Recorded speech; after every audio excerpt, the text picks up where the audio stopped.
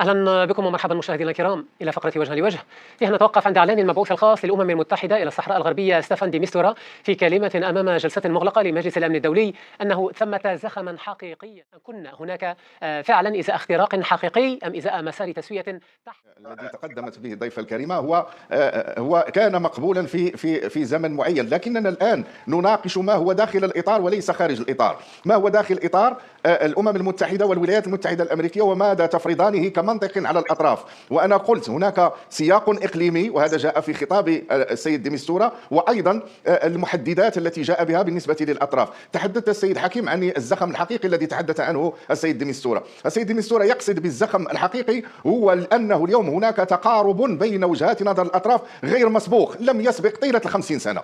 ثم أنه يتحدث عنه أن هناك في المحدد الثاني على أن هناك فرصة واقعية لحل هذا النزاع، وهو يقصد بها أنه يمكن الانتقال من الجمود الذي عانى منه هذا النزاع إلى الدخول في المفاوضات الحقيقية، وهذا ما تم خلال المحادثات الثلاث.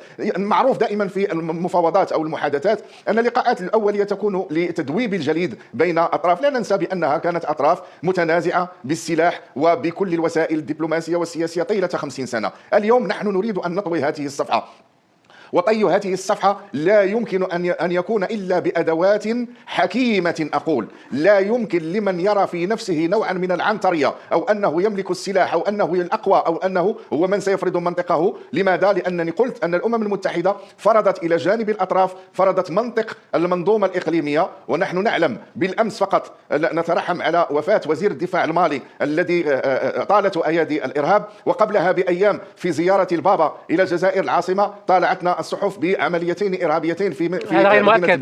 بمعنى أن السياق هذا غير مؤكد. لا مؤكد، هذا غير مؤكد البتة فقط. ونوه لهذا الأمر. ما علينا، المهم أننا طيب.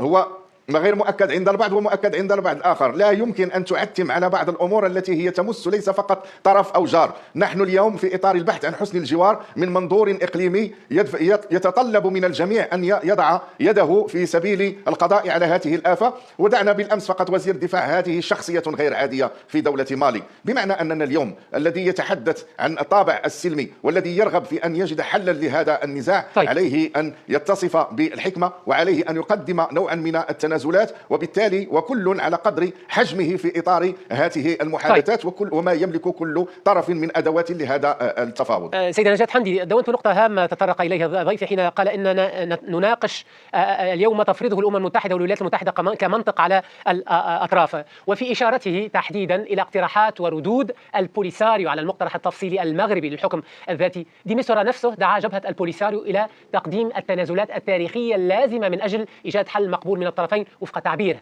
يقول من أجل مصلحة الأجيال الصحراوية المقبلة. والسؤال الذي يطرح اليوم وطرحه حتى ضيفي، هل أنتم مستعدون لذلك في ظل ما وصفه ضيفي بتقارب غير مسبوق بين الأطراف التي تتحادث أو التي تتفاوض؟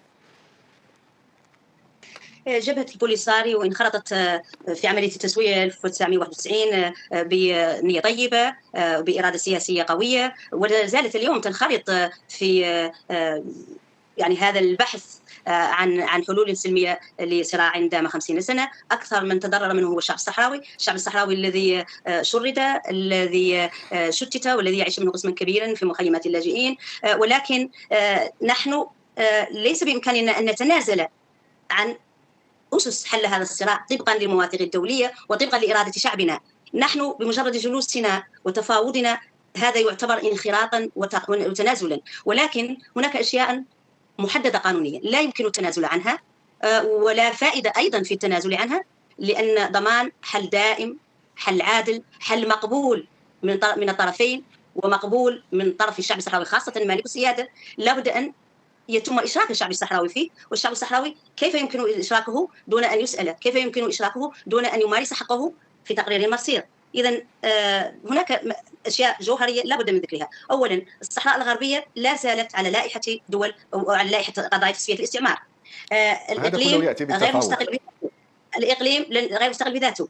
هذا الأمر لن يكتمل إلا بممارسة حق تقرير المصير. ليست هناك أي منظمة دولية تعترف بالسيادة المغربية على الصحراء الغربية. نحن يعني في سياقنا الإقليمي، في سياقنا الجغرافي تربطنا علاقات جيدة مع جيراننا، مع موريتانيا، مع الجزائر. طيب. نحن نجلس المملكة المغربية يعني جنبا إلى جنب في منظمتنا القارية، في إطارنا القاري، في الاتحاد الإفريقي. العالم كله يعني طيب. يعرف ويعي أن هذه قضية استعمار. طيب أنا أشكرك لأنه تبقت لدي دقيقة واحدة. عفوا على مقاطعتك. لا يمكن حلها خارج السياق، والسياق هو تصفية الاستعمار وتقرير المصير. تصفية الاستعمار وتقرير المصير. وديمستورا أضيف حتى أختم معك دكتور طارق قتلاتي باختصار شديد. أعرب عن تفهمه ما وصفه بتردد البوليساريو في الانخراط بشكل كامل، مشيرا إلى عدم ثقة جبهة البوليساريو في شأن دورها المستقبلي في إدارة الإقليم، وفي شأن أيضا أمن أعضائها. كلمة الختام، هل تتفهم أنت هذا التردد إلى جانب حق تقرير المصير الذي تحدثت عنه ضيفتي كعنصر أساسي تتمسك به جبهة البوليساريو؟ لك كلمة الختام باختصار شديد لو سمحت، انتهى الوقت.